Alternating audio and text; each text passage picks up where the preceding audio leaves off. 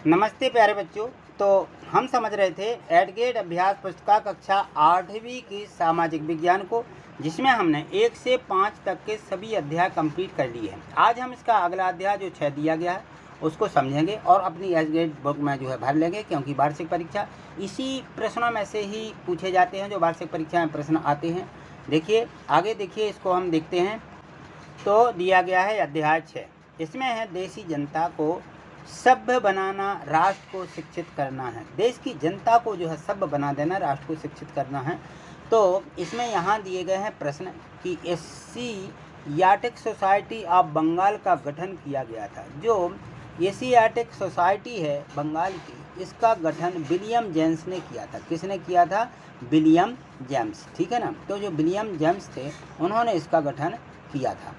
अगला प्रश्न दिया गया है, इसमें देखिए ये सभी प्रश्न ऑब्जेक्टिव टाइप हैं। इसी प्रकार से हमारी परीक्षा में 10 प्रश्न पूछे जाते हैं। यहाँ देखें तो प्रत्येक पार्ट में 2-2, 3-3 हैं, किसी में 2, किसी में 3, इस प्रकार के ऑब्जेक्टिव दिए गए हैं और इन्हीं ऑब्जेक्टिव में से ही प्रश्न पूछे जाएंगे, इसलिए इनको जरूर कंप्लीट करते हुए चलना है। यहाँ देखा प्रश्न 2 दिया है कि प्राच्यवादी किन्हें कहा जाता है।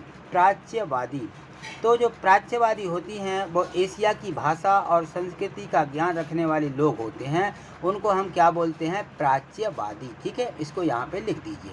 चलिए आगे देखें इसका दूसरा अगला जो ऑब्जेक्टिव प्रश्न दिया गया है, प्रश्न 3 है। इसमें दिया है कि 1835 का शिक्षा अधिनियम आधारित था। 1835, तो जो ये अधिनियम था ये थॉमस बेबिंगटन मैकाले के विवरण के आधार पर आधारित था। ये जो है थॉमस बेबिंगटन मैकाले हैं, उनके आधार पर ये पूरा 1835 का शिक्षा का जो अधिनियम था इन्हीं के ऊपर आधारित था। चलिए अगला प्रश्न देखिए, इसमें चौथा प्रश्न दिया गया है कि सृजनात्मक शिक्षा को केवल प्राकृतिक परिवेश में ही प्रोत्साहित किया जा सकता है। उपरोक्त विचार किसके थे? तो ये थे रविन्द्रनाथ टैगोर के। जो रविन्द्रनाथ टैगोर हैं इन्होंने बहुत अच्छी रचना की है, ठीक है। तो ये थे रविन्द्रनाथ टैगोर। प्रश्न 5 देखिए, वर्नाकुलर से क्या आशय था? तो वर्नाकुलर यह शब्द आमतौर पर मानक भाषा से अलग किसी स्थानीय भाषा या बोली के लिए इस्तेमाल किया जाता है। भारत जैसे औपनिवेशिक देश में अंग्रेज रोजमर्रा इस्तेमाल की स्थानीय भाषाओं और साम्राज्यवादी शासकों की भाषा अंग्रेजों के बीच इस फर्क को चिन्हित करने के लिए इस शब्द का इस्तेमाल करते थे, वर्नाकुलर का, ठीक है।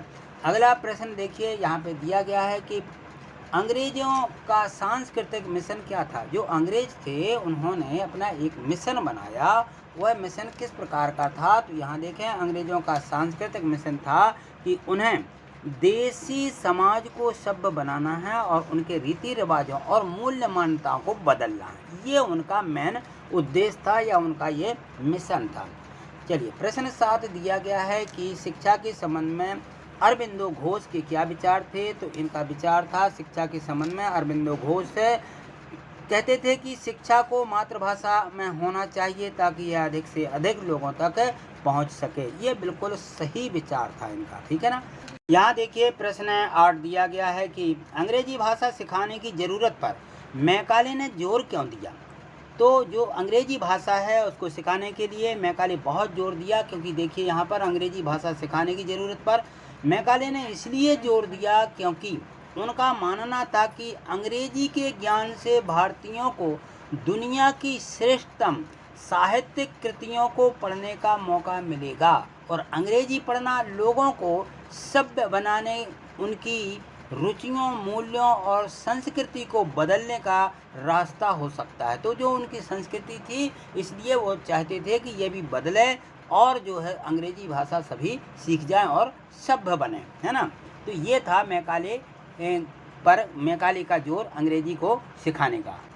यहाँ देखिए प्रश्न 9, इसमें दिया है कि जेम्स मिल की राय में देसी जनता का दिल किस प्रकार जीता जा सकता था। तो जेम्स की राय में देसी जनता का दिल जीतने के लिए हिंदू और मुसलमानों को वही पढ़ाया जाना चाहिए जिससे वे पहले ही परिचित हैं और जिसे वे आदर और महत्व देते हैं, वही पढ़ाया जाना चाहिए, ठीक। अगला क्वेश्चन देखिए, यहाँ देखिए प्रश्न दस दिया है कि चार्ल्स वुड के वुड्स डिस्पैच नीति पत्र में क्या संदेश लिखा था। तो जो चार्ल्स वुड है यानी वुड डिस्पैच में भारत में लागू की जाने वाली शिक्षा नीति की रूपरेखा को दोहराया गया है और इस दस्तावेज में यूरोप शिक्षा का आर्थिक लाभ बताया गया है।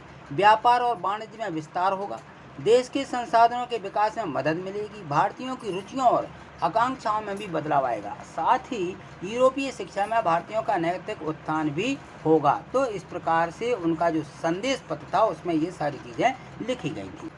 प्रश्न 11 में देखिए, इसमें है कि 1830 के दशक में एडम के अनुसार बंगाल और बिहार की पाठशालाएं कैसी थी। तो बंगाल की और बिहार की जो पाठशालाएं यानी स्कूल, तो 1830 के दशक में एडम के अनुसार बंगाल और बिहार की जो पाठशालाएं हैं उनमें 1 लाख से ज़्यादा पाठशालाएं थी।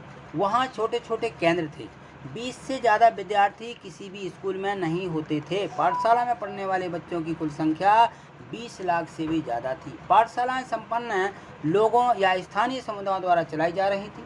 शिक्षा का तरीका काफ़ी लचीला था। बच्चों की फीस उनकी आर्थिक स्थिति पर निर्भर करती थी कि जैसी उनकी स्थिति है वैसी वह फीस देती थी। प्रश्न 12वां देखिए, इसमें दिया गया है कि 1854 के बाद कंपनी ने देशी शिक्षा व्यवस्था में सुधार हेतु क्या कदम उठाए। तो 1854 के बाद कंपनी जो थी उनमें देशी शिक्षा व्यवस्था में सुधार हेतु निम्नलिखित कदम उठाए हैं। कंपनी ने बहुत सारे पंडितों को नौकरी पर रख लिया। प्रत्येक पंडित को 4 से 5 स्कूलों की देखरेख का जिम्मा सौंपा गया। अध्यापन कार्य पाठ्य पुस्तकों पर आधारित किया गया। विद्यार्थियों की प्रगति मापने के लिए वार्षिक परीक्षाओं की रूपरेखा तैयार की जाने लगी। तो इस प्रकार से जो सुधार हैं उन्होंने सुधार व्यवस्था शिक्षा में किए। ठीक, आगे देखिए प्रश्न 13वां दिया गया है कि इसमें महात्मा गांधी औपनिवेशिक शिक्षा के पक्ष में क्यों नहीं थे। तो महात्मा गांधी औपनिवेशिक शिक्षा के पक्ष में नहीं थे। उनका कहना था कि जो औपनिवेशक हैं उन्होंने शिक्षा ने भारतीयों के मस्तिष्क में हीनता का बोध पैदा कर दिया है। औपनिवेशिक शिक्षा के संपर्क में आकर के भारतीय पश्चिमी सभ्यता को श्रेष्ठतर बनाने लगे हैं और अपनी संस्कृति के प्रति उनका गौरव भाव नष्ट हो गया। उन्होंने कहा कि शिक्षा में विष भरा हुआ है। ऐसा किसने कहा? महात्मा गांधी ने।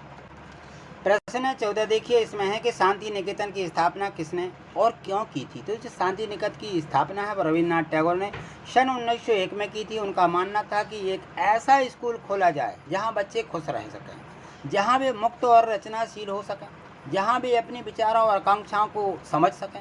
उनका मानना था कि सृजनात्मक शिक्षा को केवल प्राकृतिक परिवेश में ही प्रोत्साहित किया जा सकता है। अतः उन्होंने कोलकाता से 100 किलोमीटर दूर ग्रामीण परिवेश में शांति निकेतन की स्थापना की। उन्होंने यहाँ पे शांति निकेतन की स्थापना की और बहुत बड़ा स्कूल है। ठीक है ना। तो चलिए आज इतना ही, मिलते हैं अगली वीडियो के माध्यम से। ये जो प्रश्न है 1 से 14 तक के दिए गए थे, आपने अच्छे से समझे, और यदि मान लीजिए आप इनको नहीं समझ पाए या किसी कारण बस आपको ये लगता है समझ में नहीं आ रहा तो कमेंट्स भी कर सकते हैं। ठीक है ना। आगे देखने के लिए चैनल को सब्सक्राइब करके ही रखें और वीडियो को लाइक अवश्य करते जाइए। ठीक है, थैंक यू, धन्यवाद, नमस्ते प्यारे बच्चों। तो यहाँ देखिए